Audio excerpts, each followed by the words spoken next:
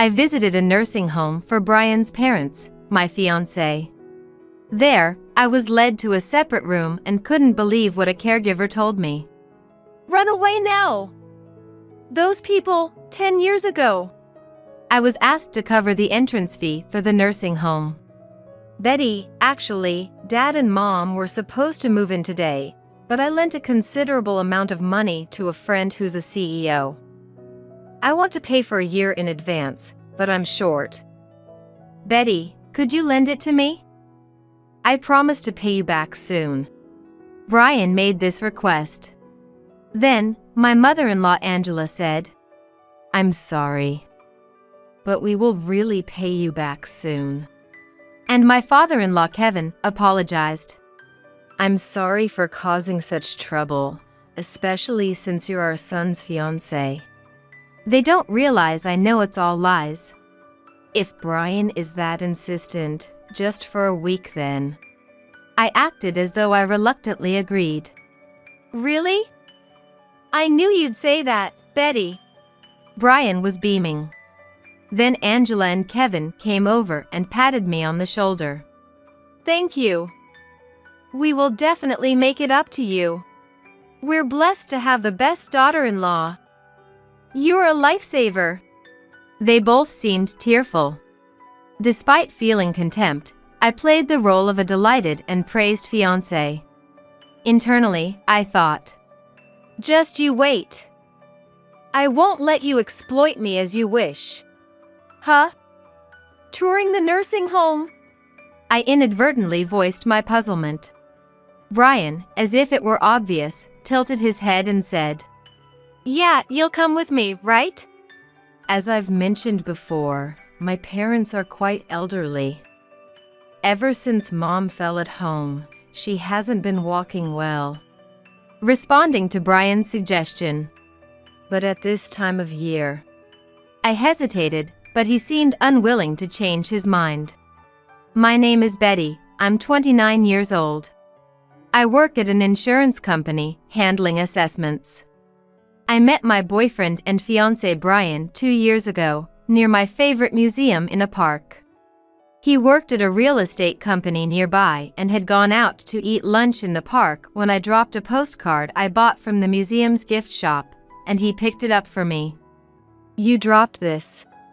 Brian picked up the postcard that had slipped from my bag, took out a handkerchief from his pocket, dusted the sand off it, and handed it to me. I had a good impression of him from the start because he was kind. I often visited that museum, and after several visits, I ran into Brian again. It was lunchtime, and he said, Would you like to eat together? We decided to have lunch together with takeout from a nearby cafe. After that, we exchanged contact information and started meeting outside of the park as well. We eventually moved in together, and Brian, having had many relationships, was smooth with dates and communication. Being new to romance, I relied on him, and he was the one who confessed and proposed.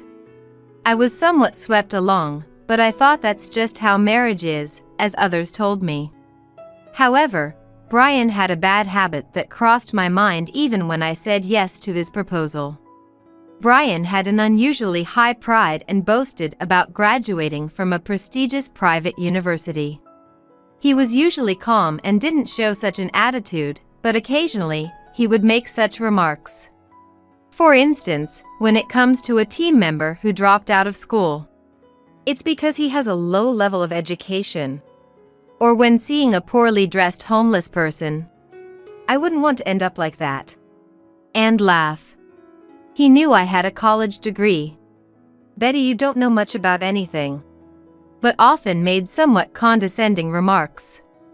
That's just you liking to show off knowledge you don't need at the moment, but I know that too. I retort, but Brian is convinced I'm just pretending to know.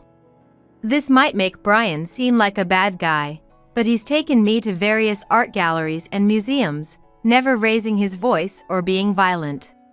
We've never really fought, sometimes to the point where I wonder if we're both just holding back. If there's something you want to say, let's talk about it.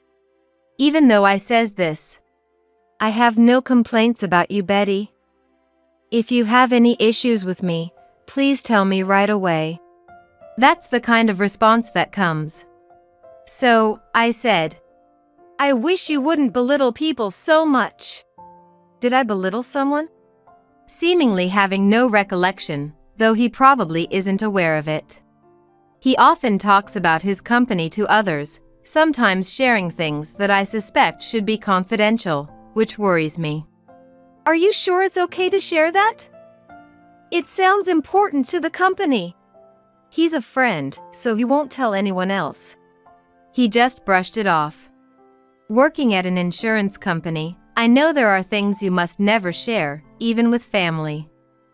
I wonder if real estate is different.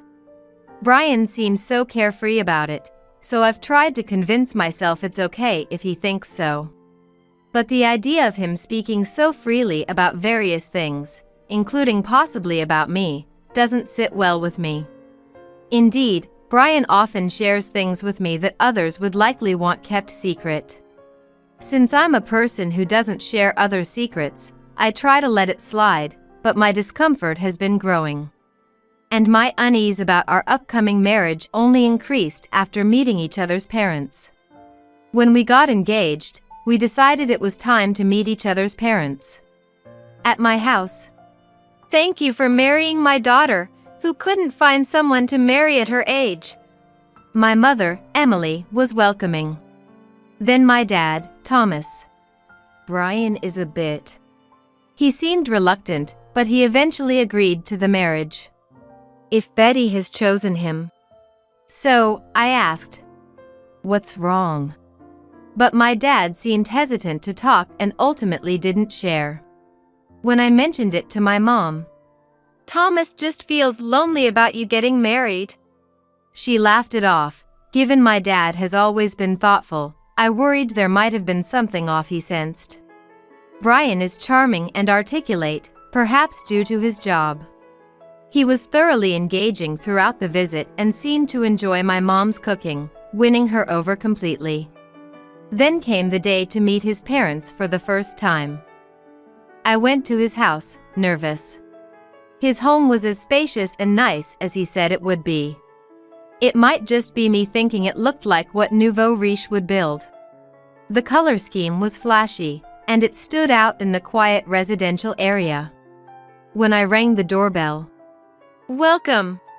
A welcoming future parent-in-law greeted me. I could see ostentatiously expensive furniture inside, which was off-putting. Ah, Betty. You like art, right? We have quite a bit of that here. Take a look around. Brian said, but honestly, it wasn't to my taste, and I didn't find it interesting.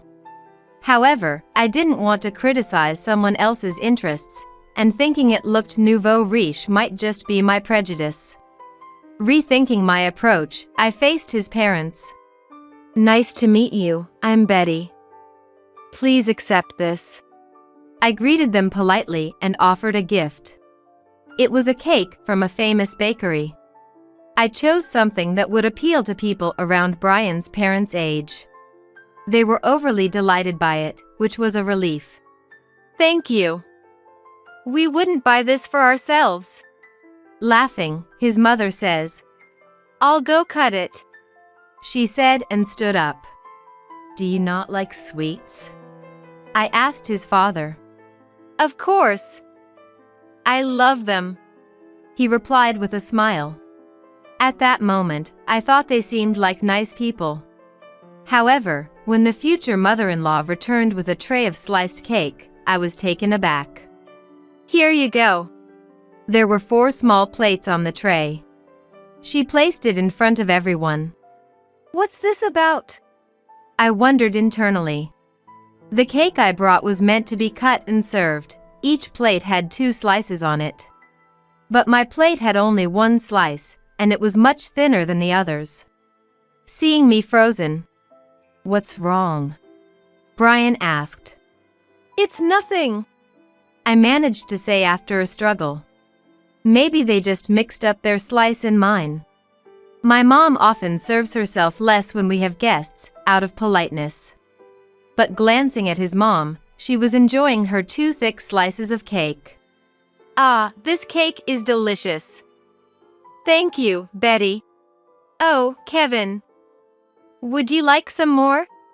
Angela noticed Kevin's empty plate and asked. Then Brian said, I'll have some more too. Could you cut it a bit thicker this time? You've always been a big eater. Angela laughed and stood up. She took my plate along with the others, but only 3 returned. Angela, Kevin, and Brian's plates. Without even asking if I wanted more, my plate was cleared away. The conversation continued, and they finished the entire cake, but I was only given that first thin slice. Of course, since it was a gift, it wouldn't have mattered if there wasn't a piece for me, but isn't it normal to at least ask if someone would like more? I wondered if it was just me as my first visit came to an end. However, my distrust, or rather the feeling that something was off with my future in-laws, only grew. That feeling became definitive when we went to tour the nursing home. Brian had previously mentioned, I won't let them be cared for at home. They both want to live in a facility. I was reassured by that. Since my parents also said they didn't intend to burden me, we planned to continue living in our current home, just the 2 of us. But then, one day, Brian said, I'd like you to come with me to tour my parents' nursing home. I was surprised. Why should I be there when we're not even married yet? My parents consulted a professional advisor about the nursing home situation and assured me that they would handle the financial aspect themselves to ensure I wouldn't be burdened much financially. I want you to see if the facility is comfortable for my parents to live in.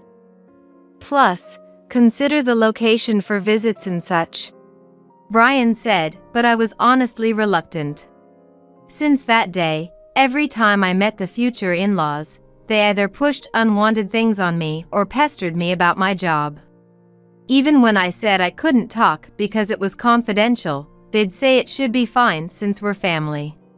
My family values privacy, even among ourselves, and believes there are things that shouldn't be shared, so I was really troubled.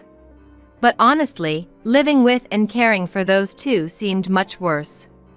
I feared they might not like the facility and proposed living with us instead. Feeling this way, I agreed to accompany them to the facility. The facility we visited seemed much more luxurious than what had been described for my in-laws. When Brian's parents go there, someone from the facility speaks to them. He was still a young man. Hello, I'm Daniel, your contact. You're here for the admission process today, right? Yes. Angela nodded. Eh? And I inadvertently said, because I was told we were just going to look around. Brian raised his hand in an apologetic gesture and said, Sorry. Actually, they went by themselves before and ended up liking it. But I only heard about it just before we came, so I didn't know how to bring it up. Is that so? I was surprised they decided on such a luxurious place after just one visit. Feeling uneasy, the facility's staff approached us unexpectedly. You're Brian's fiancé, right? I can give you a brief tour of the facility. Angela and Kevin, could you head to the room you were interested in before? Brian, you can join them if you'd like. Daniel suggested, and while the 2 nodded, Brian looked puzzled. Can I also take a look around then? That's fine. But Angela and Kevin mentioned they wanted to show their son the room as soon as possible. With a smile, Brian decided. Then, I'll go see the room first. And the 3 of them left.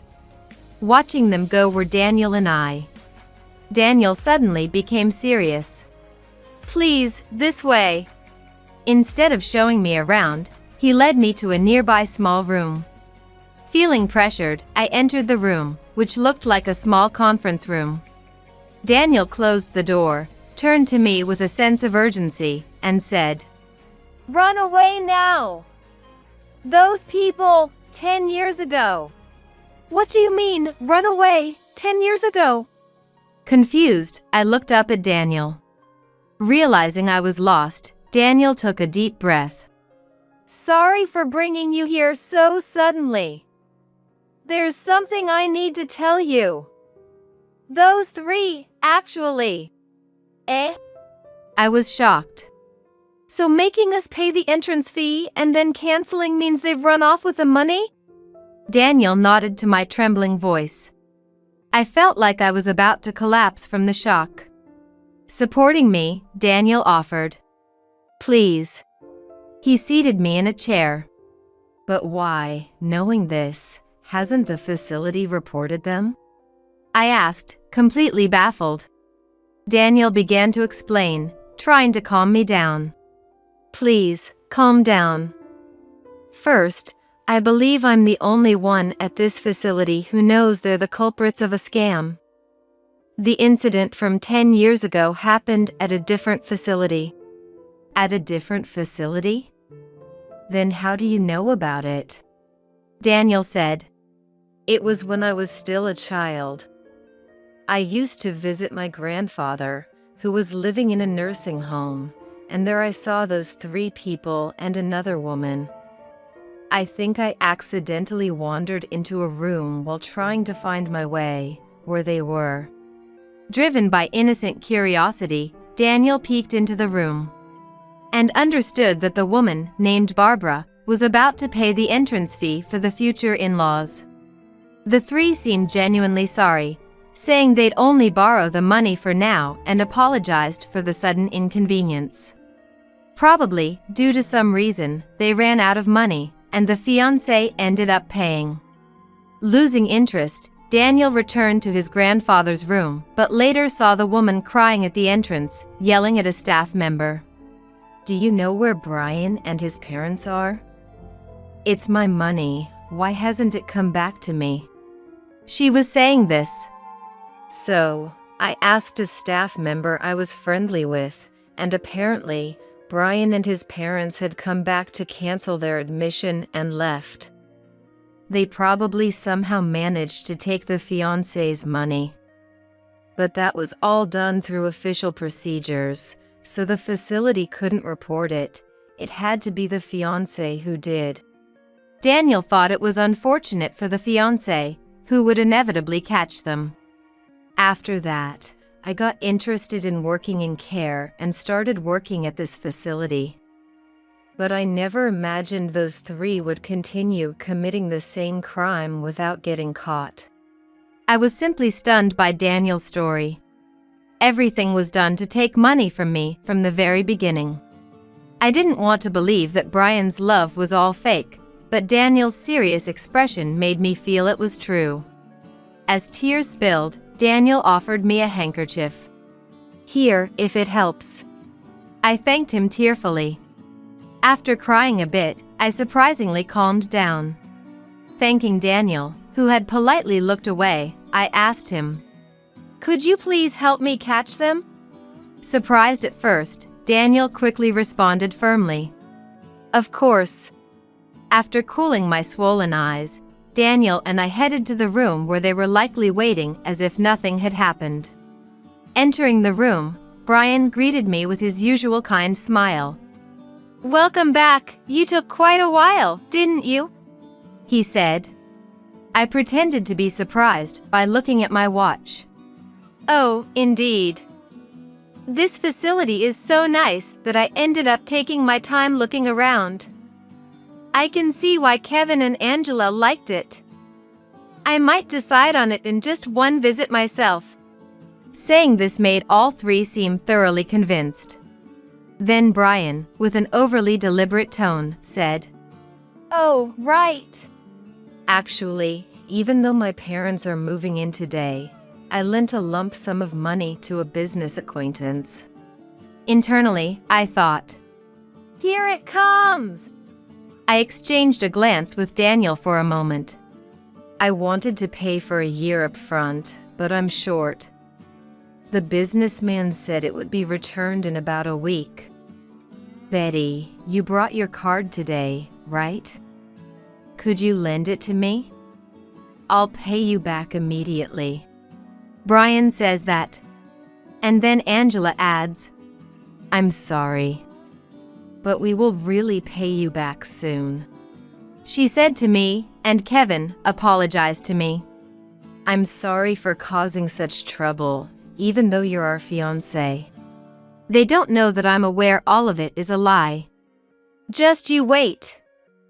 I won't let you take advantage of me as you please. I resolved in my heart, showing reluctance and disarray on the surface. How much? It's about $100,000. You've been saving up for a while, right?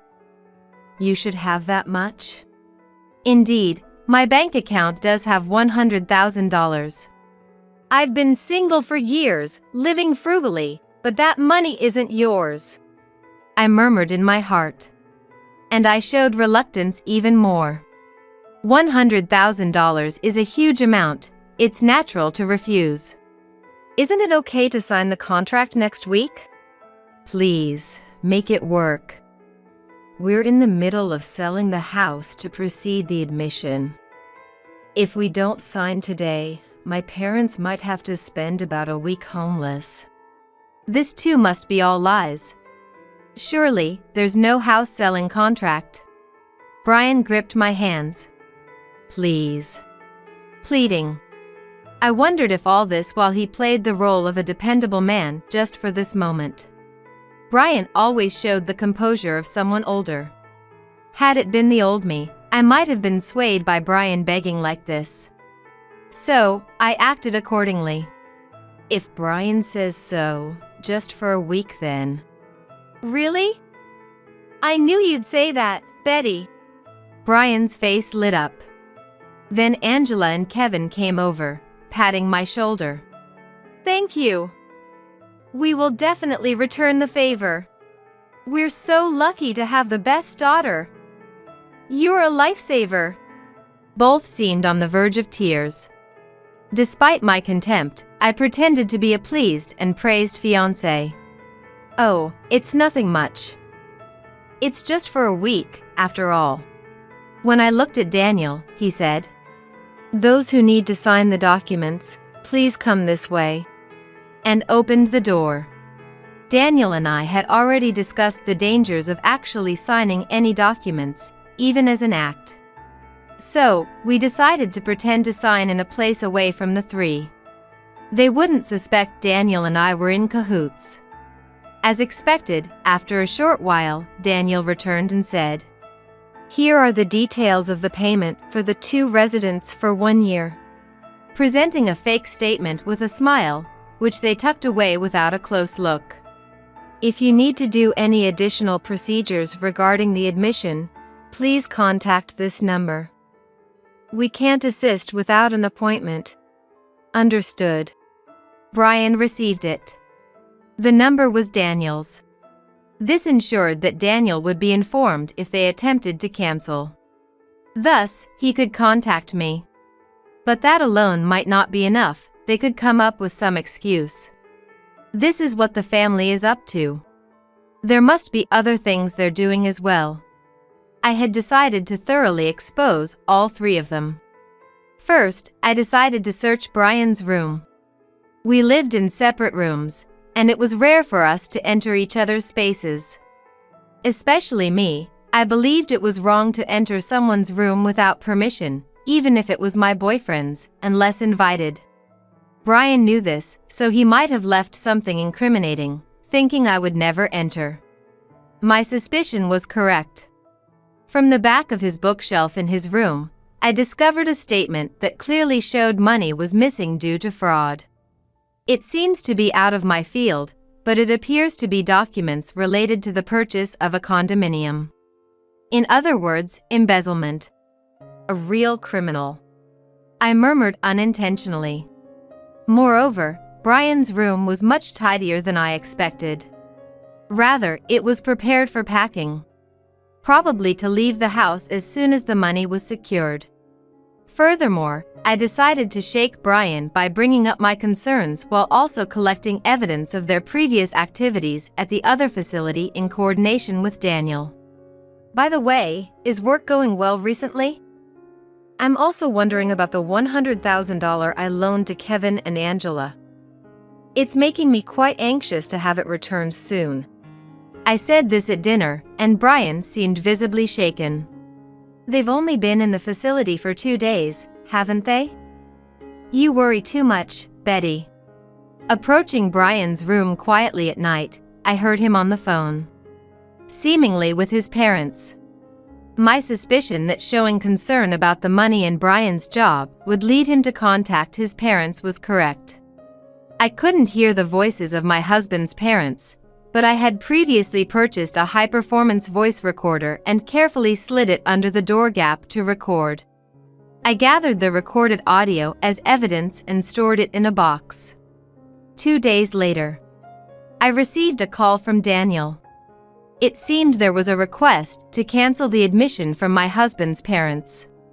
It's tomorrow at 2 p.m. Please come to the facility before then. Daniel's voice over the phone sounded urgent. Do you think it will go well? Feeling anxious, I asked, and he reassured me. It will be fine. With all this evidence, definitely. And I felt empowered as the day arrived. Today was for the cancellation procedure, right? It's a shame. We thought you were pleased with our facility. I listened to the conversation between Daniel and the three from behind the door.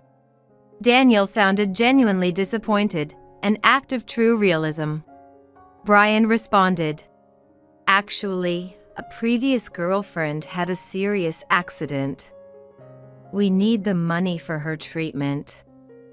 Dad and Mom said to prioritize her, so we decided to cancel for now." That's a huge lie. The supposed seriously injured girlfriend is right here. I was worried that Daniel would laugh, but he dexterously said, "Is that so?" He sounded worried. "Then we'll need the fiancé's card for this." "Oh, that's fine." I knew where it was stored. "Here, this one." There was my real card. He must have entered my room and found it without permission. Daniel then offered, "Could you please sign these documents?" He held out a piece of paper. And this?"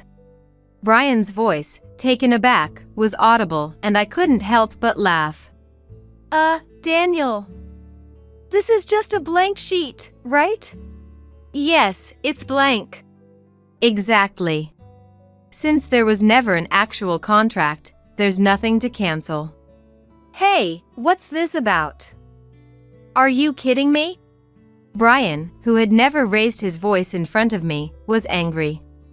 Unable to contain myself any longer, I stood up and revealed myself. It's not a joke at all. There was never a contract to begin with, so there's nothing to cancel. A blank sheet is perfectly sufficient for a non-existent cancellation. Betty! The three looked at me in surprise. I stepped forward and laid out the evidence before them. Here, this is a copy of the lump sum payment document you had someone else sign 10 years ago. The sudden accident and withdrawals from the joint bank account are exactly the same. What are you talking about, Betty? Ignoring Brian's bewildered look, I then showed the real estate statement found in Brian's room. And this is evidence of your embezzlement. I've already sent it to your company, so you should be thankful. Brian's face turned pale at that. His parents began to clamor, asking what this all meant. Their uproar was ludicrous. You've been deceiving me, Betty. If this gets to the company, I'll be fired. Yes, Betty.